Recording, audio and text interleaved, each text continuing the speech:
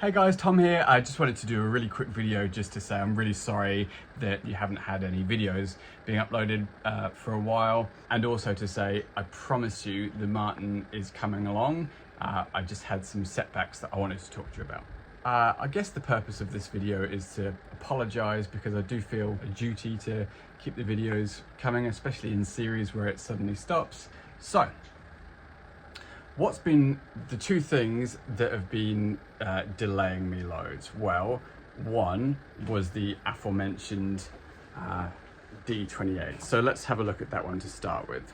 So annoyingly, after polishing the Martin and leaving it for a bit, and truthfully I'm glad that I did, I came across a couple of issues. The first one really was that the finish was sort of flaking really badly along this center strip here. And I even I did some drop fills wherever it was flaking and lacquered it and polished it and all of that sort of stuff. And the same thing happened again.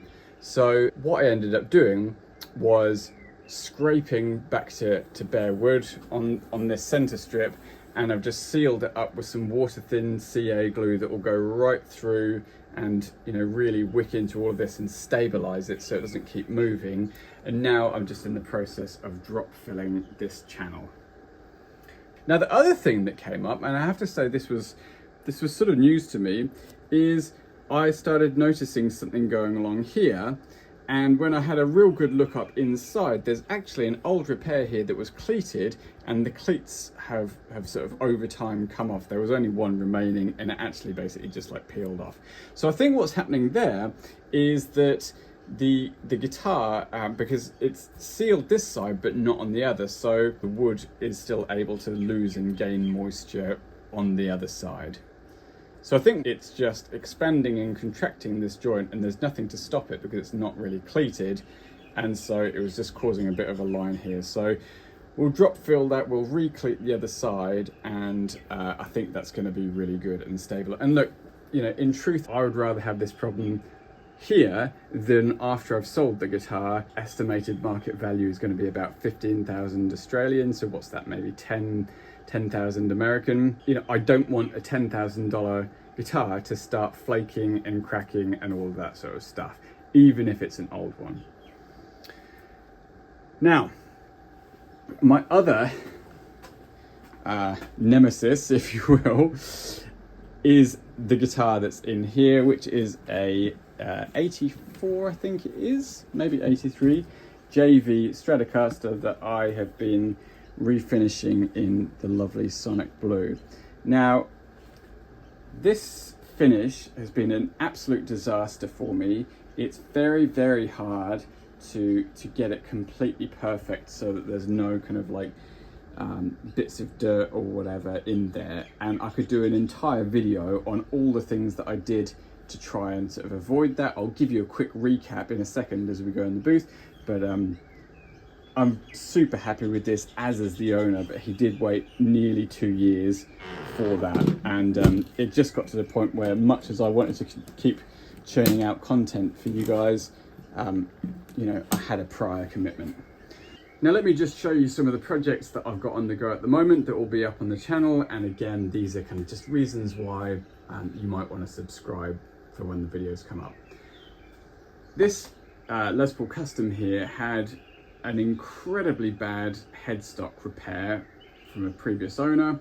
So we've done all the repair, but also what I noticed was that these nibs here were actually there's a big gap between the nib and the binding. I didn't want to leave that there because that toppy would have actually gone into that gap, which would have been super, super annoying. So I've been experimenting for a little while with kind of melting acetone and rebuilding these nibs here to mixed results. I haven't quite nailed the process yet, but in all honesty, I could have bound this or rebound this guitar twice in the time that it's taken me to do this, but I wanted to learn the skill, and then once I've learned it, I wanted to pass it on to you guys. So that's one thing that is in progress. You'll see the full repair video coming soon, well, as soon as I've fixed that up.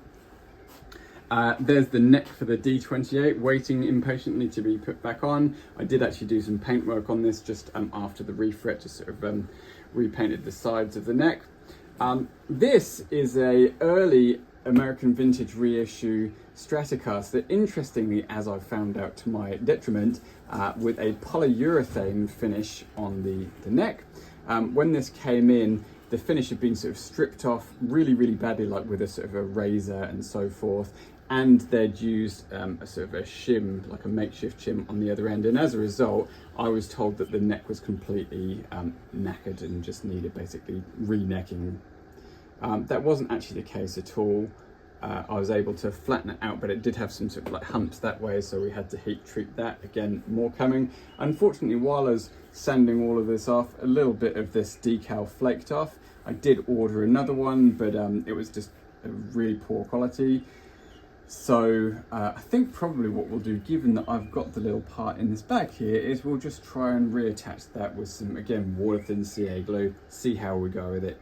Nothing to lose, right? At this point, if it doesn't look good, we'll just sand all of this off and I'll find a better decal. Let me know in the comments if you know a really reliable and accurate source for decals, but it's not the place that I bought it from, who shall remain nameless, unless they don't refund me, at which point I will name and shame them.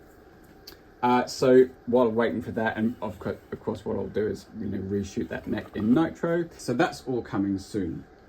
Before we go into the booth, I just wanted to talk to you about some of the other kind of like, I guess, investments that I've been making. I've improved the lighting in here, not only to make better videos, but also so I can see better. And you'll see in the background there's some video lights that are actually really, really great. So I think that's going to just improve the general image quality of my videos. This is one of the purchases I made to try and avoid all of the debris that I was getting in my Sonic Blue paintwork. My previous air compressor was reasonably old and hadn't been particularly well maintained, and the entire tank was lined with rust, and those little rust particles were one of the things that was coming through into my paint job and ruining my life.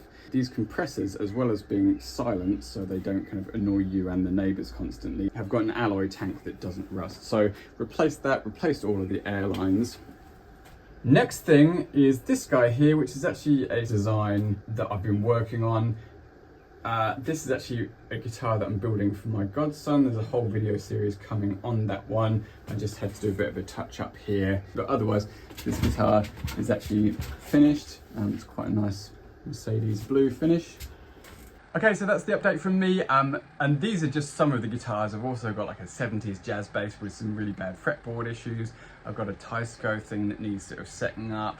I've got an Epiphone Sheraton with a really, really lovely sentimental story that that's had a previous really bad binding repair, and incidentally, that's why I wanted to perfect my techniques of melting binding and kind of building up damaged binding using that. So there's loads of things coming through. Thank you so much for bearing with me. Please like and subscribe, because it really, really helps me. Just looking to get over that 2,000 subscribers mark. I'd love to get to 10,000 by the end of 2025. Let's see how we go. All right, thanks guys, bye.